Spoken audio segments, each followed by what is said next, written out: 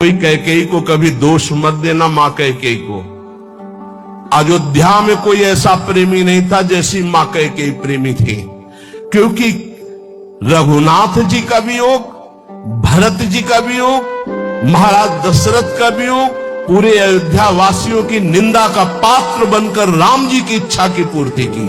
ये माता कैकेयी है, दूसरे में इतनी सामर्थ्य नहीं थी। माता कैकेयी जितना राम जी को प्यार करती थी, शायद है उतना कोई अवध में प्यार करता हो। भगवान श्री राम एकांत में माता कैकेयी से कहा, मां मैंने पूरी अवध में देखा है कि आपसे ज्यादा मुझे कोई प्यार नहीं करता, और ये सामर्थ्य केवल अधिक प्यार करने वाले में ही होती है। तो आप मेरे लिए निंदा सहेंगे, मेरे लिए आप अपमान सहेंगे, मेरे लिए पुत्र वियोग, मेरे लिए पति वियोग, ये केवल आप ही सह सकती है। इतना त्याग आप कर सकती है, मुझे पता है, क्योंकि आप हृदय से बहुत बहादुर हैं।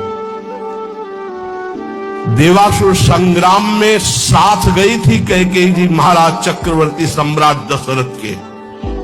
भगवान राम जी इसीलिए कह रहे कि आपका हृदय वीर रस से भरा हुआ है, आप सह सकती हो मां, बस एक मेरी इच्छा है। तो उनका, हे राम तुम्हारे लिए अभी प्राण त्याग सकती हूँ, तुम्हारे लिए सब कुछ त्याग सकती हूँ। तो उनका, आपको बस जिसलिए मेरा अवतार हुआ, मैं संतों के सुख के लिए अवतरित हुआ हूं, मैं अवध का राजा अभी नहीं बनूंगा, अभी आपको मुझे वनवास भेजना ही होगा। मां कैकेयी ने एकांतिक भगवान की आज्ञा का पालन किया, ये ध्यान रखना। कैकेयी जी का हृदय बहुत रघुनाथ जी के प्रेम में डूबा, ये कोई नहीं जानता।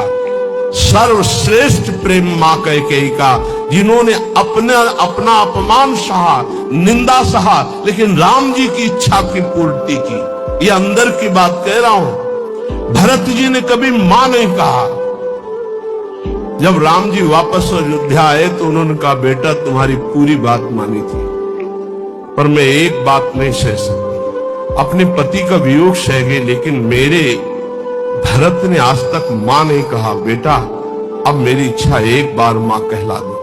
तो राम जी जा रहे थे, भरत जी को सूचना मिली कि राम जी कहलाने के लिए आ रहे हैं। उनकी जो दशा हुई वो देखकर भगवान वापस हो गए कि ऐसा नहीं, एक बार भी मां। इतना कष्ट सहा माता कैकेयी ने, लेकिन राम जी की इच्छा का पालन किया। ध्यान रखना।